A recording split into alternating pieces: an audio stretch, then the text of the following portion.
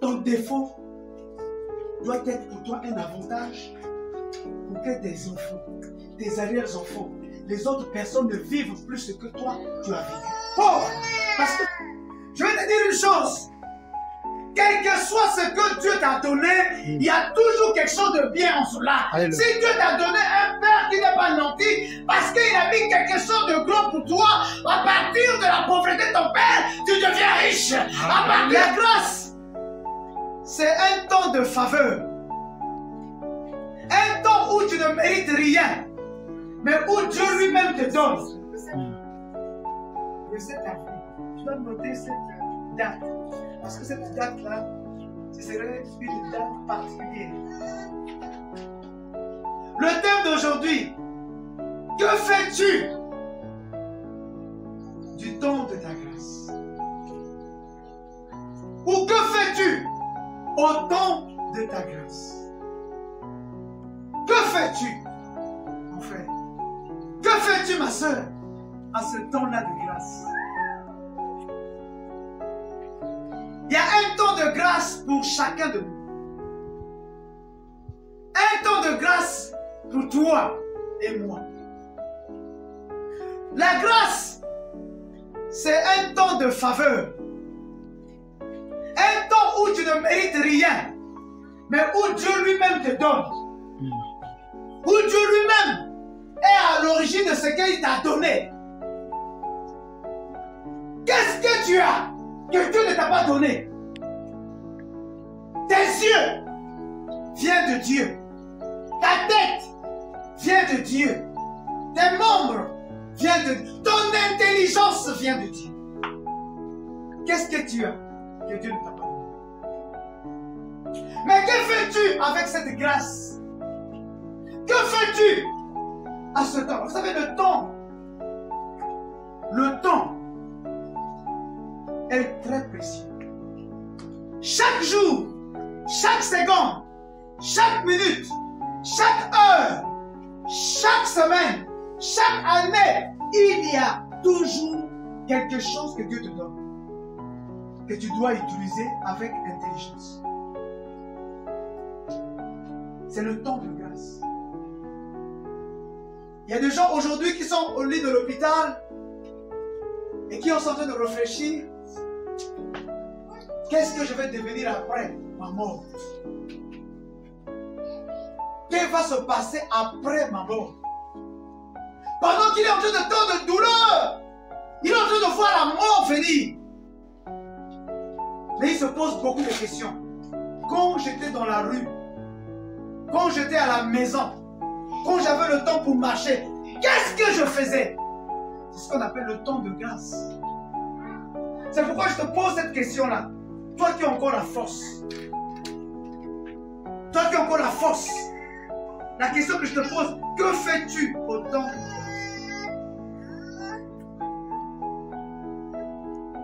Notre Dieu est amour. Et il est amour pour tout le monde. Dieu n'est pas injuste. Vous voyez, certaines personnes se disent, moi, je n'ai pas eu de bons parents. Mes parents étaient des gens ou sont des gens qui ne sont pas normaux. Je n'ai pas bénéficié de la grâce des autres parce qu'il y a des gens qui sont nés dans des familles nanties. Mais moi, mon père est souffrant. Pauvre. Je vais te dire une chose.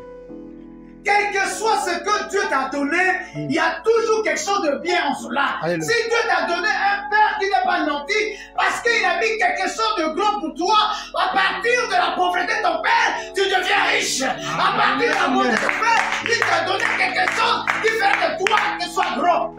Amen. Il a dit, toutes choses concourent au bien de ceux qui m'aiment. Ça veut dire que même lorsque j'ai des faiblesses, cela ne justifie pas le fait que je n'ai pas eu la grâce de Dieu. Il dit, dans mes faiblesses, oh, c'est l'apôtre Paul qui dit, c'est dans mes faiblesses que je deviens fort. Lorsque mon père est fatigué, lorsque mon père est malade, c'est là que je vais venir vers Dieu pour lui dire, Seigneur, qu'est-ce que tu m'as donné de bon pour que je devienne grand? Amen. Un jour, je lisais l'histoire de Sassou. Et il disait, il est l'unique enfant de sa mère.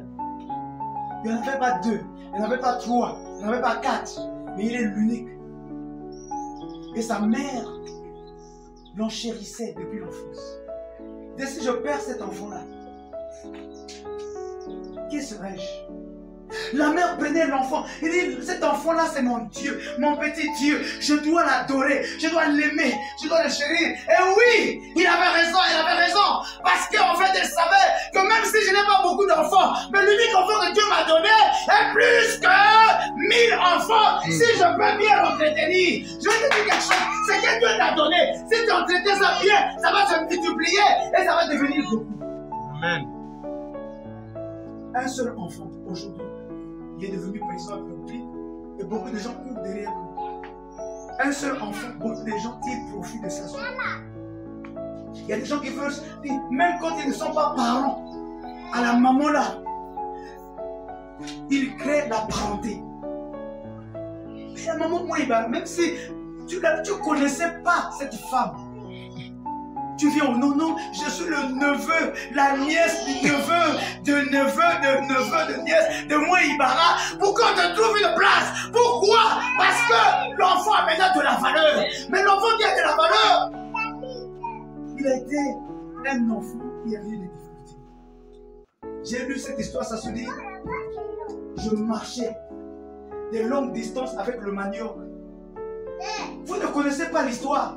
Parfois, certaines personnes disent, quand tu vois non, la personne a réussi, tu ne connais pas son histoire. Est-ce que tu connais l'histoire d'une personne? Tu ne connais pas l'histoire. Oh mon Dieu, tu ne connais l'histoire d'une personne. Pour que tu connaisses l'histoire d'une personne, il faut nécessairement que tu sois proche de la personne.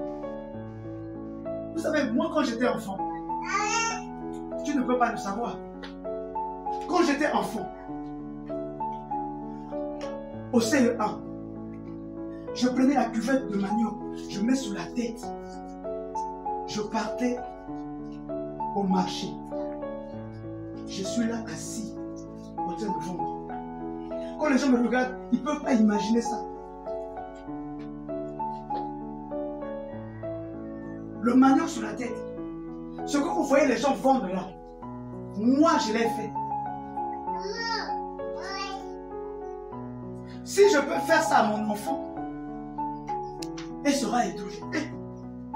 Parce que quand elle voit les enfants vendre là, ça semble être étranger. Parce qu'elles ne connaissent pas ou ils ne connaissent pas cette vie.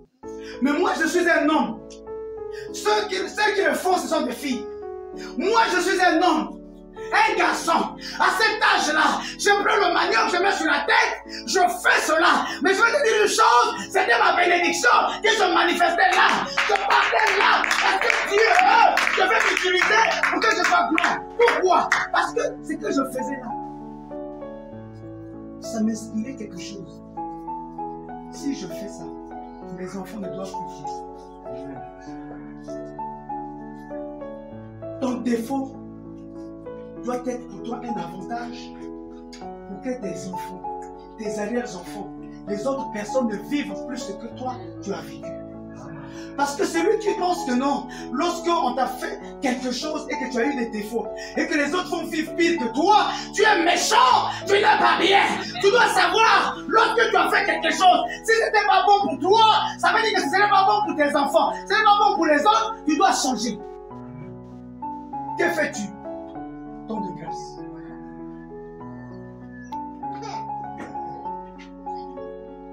Que fais-tu pendant ce temps de grâce? C'est un don précieux pour toi.